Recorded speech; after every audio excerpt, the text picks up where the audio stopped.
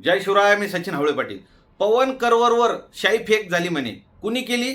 वडापाव चोर, duplicate केसाचा wig घालणारा लक्ष्या हाके, सुपारी बाज याच्या कार्यकर्त्यांनी. आणि काय कारण? तर म्हणे हाके सरांच्या विरोधात बोलतो, हाके सरांची साथ सोडली. अरे त्या पवन करवरनी तुमच्यासाठी हातपाय तोडून घेतले, पण तो धनगर समाजातून येतो आणि धनगर समाजाला आरक्षण मिळालं पाहिजे ही त्याची मागणी होती. ह्या लक्ष्या हाके बी धनगर समाजातून येतो, कधीही एसटीतून धनगरांना आरक्षण मिळावं ही याची भूमिका राहिली नाही. ओबीसी ओबीसी करतो आणि ओबीसी नेते छगन भुजबळ साहेब यांना डावलून याला मोठं व्हायचंय. बघायचं, बघा ही क्लिप. नेतृत्व महाराष्ट्र गंजरा करतात हे त्यांच्या पोट दोन काय ती कामाची नाही ती बाकी कुठला कार्यकर्ता दोघांनी वर दिला नाही तरी दिला नाही. बिजनेस वाडा आमदार खासदारांनी जास्ती घेतल्या नसते.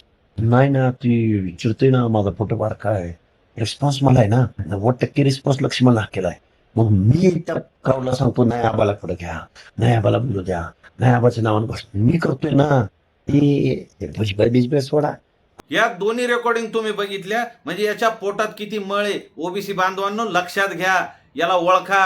अरे हा धनगर समाजातून येतो. दीपक बोराडेने एवढं मोठं उपोषण केलं, हा कधी भेटायला गेला नाही. हा फक्त आव आणत आहे. अरे याच्यासोबत तो बिनमिशाचा कुत्रमारे राहत होता.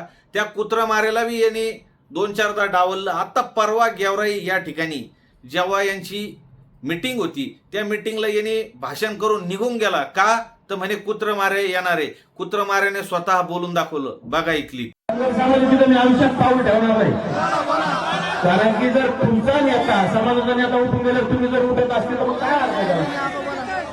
अरे काही काम नाही, काय नाही. मला सगळे गणित माझे भेटायचे काम कशाचे. चला बोलू का? चला व्यवसायाचे राजे छत्रपती शिवराय.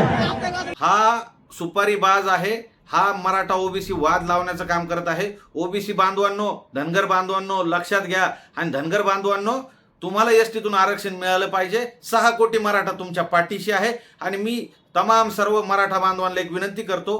पवन करवर कुठल्या भागात राहतो मला माहीत नाही, पण पवन करवरवर जो हमला झाला त्याचा आपण निंदा करतो आणि त्याला पूर्णपणे मराठ्यांनी त्याच्या पाठीशी उभं राहा.